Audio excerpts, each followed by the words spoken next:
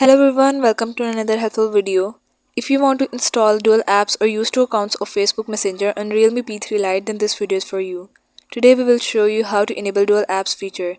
So before we begin, subscribe to the channel and turn on the bell icon to stay updated with all our latest videos. Now let's start today's video.